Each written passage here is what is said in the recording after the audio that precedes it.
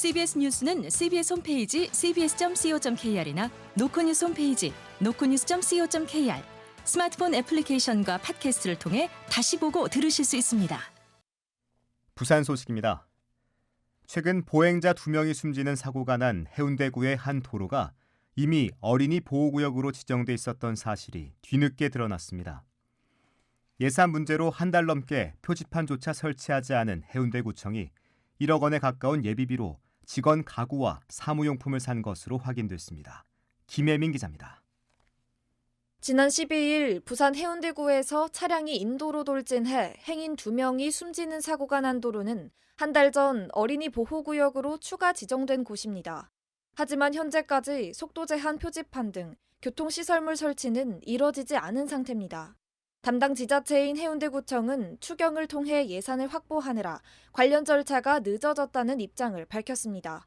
해운대구 관계자입니다. 구역에 쓸 수 있는 그런 예산이 없었어가지고 증액을 신청해 놓은 상태라서 당시에는 이제 표지판 설치하고 그런 게 급한 사항으로 저희가 보진 않았어요. 취재 결과 예산이 없다던 해운대구는 비슷한 시기에 직원 사무가구와 용품 등에 1억 원에 가까운 예비비를 쓴 것으로 확인됐습니다.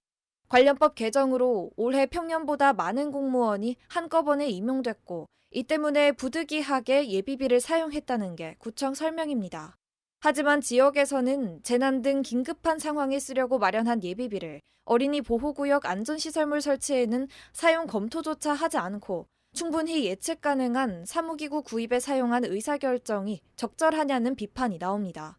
지역 안전관리에 소극적이라는 목소리까지 터져나왔습니다. 해운대구 의회 심윤정 의원입니다. 이런 가구에도 쓰는데 안전과 생명을 하는 이 사업에 너무나도 수동적으로 2차 추경이 지금 그때 있었기 때문에 그건 말이 안 되거든. 해운대구가 2차 추경을 통해 예산을 마련한 만큼 곧바로 안전시설물을 설치하겠다며 진화에 나섰지만 재빠른 안전조치가 있었다면 안타까운 참사를 막을 수 있었을 거라는 아쉬움은 한동안 이어질 전망입니다. CBS 뉴스 김혜민입니다. 더불어민주당 지도부가 부산을 찾아 금정구청장 보궐선거 지원 사격에 나섰습니다. 조국 혁신당의 후보 단일화 압박에 대한 답이라는 해석이 나옵니다. 보도에 박진홍 기자입니다. 더불어민주당 지도부는 오늘 오전 금정구 김경지 후보 선거사무소에서 현장 최고위원회를 열고 다음 달 열리는 보궐선거를 정권 심판선거로 규정했습니다. 이재명 대표는 의료대란으로 불거진 응급실 뺑뺑이 문제를 거론하면서 윤석열 정권을 선거로 치료해야 한다고 강조했습니다. 이 대표입니다. 선거 치료가 필요합니다. 치료해야지요. 그렇지 않으면 나라가 정말로 위험해질 수 있습니다. 지금도 이미 위험합니다만 더 심각한 상황에 빠질 겁니다. 김민석 수석 최고위원은 부산의 첫째 문제는 국민의힘이며 유권자가 이들을 혼내야 부산이 산다고 목소리 높였습니다. 김 최고위원입니다. 신윤 주자 오세훈 서울시장의 사는 이전 반대에는 침묵하고 노조는 설득도 못하면서 남 탓으로 연명해온 국힘에게 어떻게 부산을 몽땅 맡기겠습니까? 민주당 정책위원회는 침례병원 보험자병원 설립 등 김경지 후보의 5대 공약이 담긴 협약서에 서명하며 힘을 실었습니다. 당 지도부가 총출동해 김 후보를 지원 사격한 건 단일화 압박에 나선 조국혁신당을 향해 선거를 이대로 완주하겠다는 메시지를 던진 걸로 풀이됩니다. 실제로 오늘 오후 열릴 예정이던 김 후보와 조국혁신당 유재성 후보 간의 단일화 논의는 돌연 취소됐습니다. 단일화 협상을 앞둔 두 정당이 삿바 싸움에 들어갔다는 해석이 나오는 가운데 민주당이 내놓은 메시지에 혁신당이 어떻게 답할지 관심이 쏠립니다. CBS 뉴스 박진웅입니다. 부산시가 3년간 2,200여억 원을 들여 생활체육 인프라를 대폭 확충하기로 했습니다. 세대를 아우르는 생활체육 도시를 만들겠다는 목표입니다. 박중석 기자가 보도합니다. 시민 행복의 시작은 건강이다. 부산시가 제1차 시민행복회의의 주제를 생활체육 활성화로 삼은 이유입니다. 시는 오늘 부산시 체육회관에서 첫 번째 시민행복회의를 열고 생활체육 활성화 정책을 발표했습니다. 시는 먼저 노인을 포함해 전 세대가 즐길 수 있는 생활체육시설을 확충하기로 했습니다. 박형준 부산시장입니다. 초고령 사회에 대응하고 세대별로 즐길 수 있는 생활체육 여건을 만들기 위해 생활스포츠 시설을 획기적으로 확충하겠습니다. 노년층의 인기가 높은 파크 골프장을 500홀 규모로 조성하고 중장년층의 선호를 반영해 테니스와 배드민턴 등의 체육시설도 대폭 늘릴 계획입니다.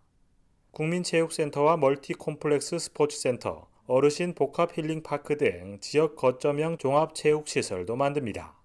도시철도 역사와 강변에 러너스테이션을 설치하고 스포츠 아카데미와 지도자 역량 강화 교육을 진행합니다. 생활체육시설 통합 예약 시스템을 도입하는가 하면 체력 인증을 비롯한 생활체육 인센티브제 등 시민 동기부여 프로그램도 가동하기로 했습니다.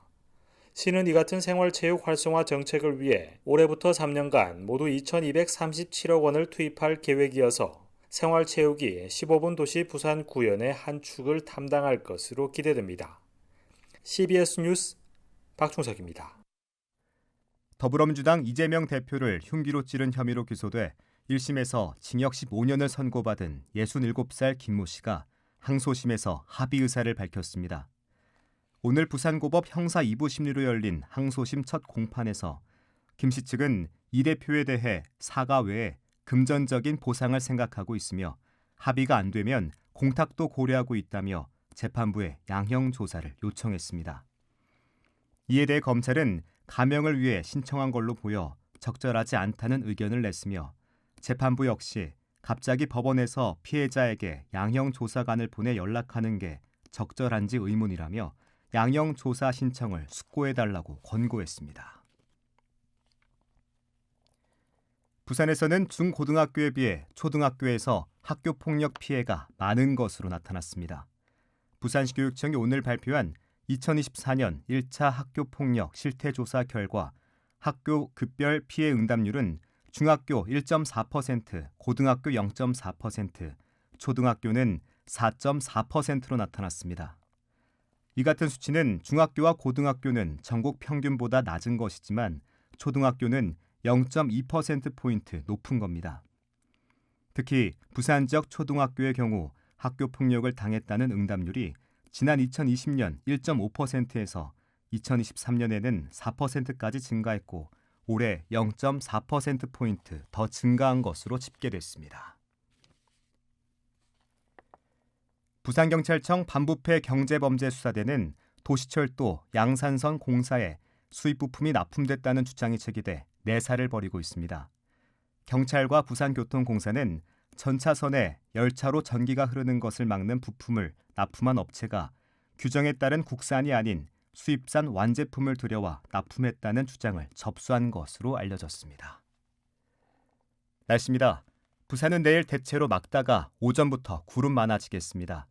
내일 아침 최저기온은 22도, 낮 최고기온은 30도로 평년보다 높겠습니다. 기상청은 당분간 기온이 평년과 비슷하거나 조금 높겠고 낮과 밤의 기온차가 10도 안팎으로 크겠다며 건강관리에 유의해달라고 당부했습니다. 부산의 지금 기온 27도, 습도는 60%입니다. 부산 CBS 저녁 종합 뉴스를 마칩니다. 지금까지 진행해 엔지니어 김상길, 기자 박진호, 아나운서 박지일이었습니다.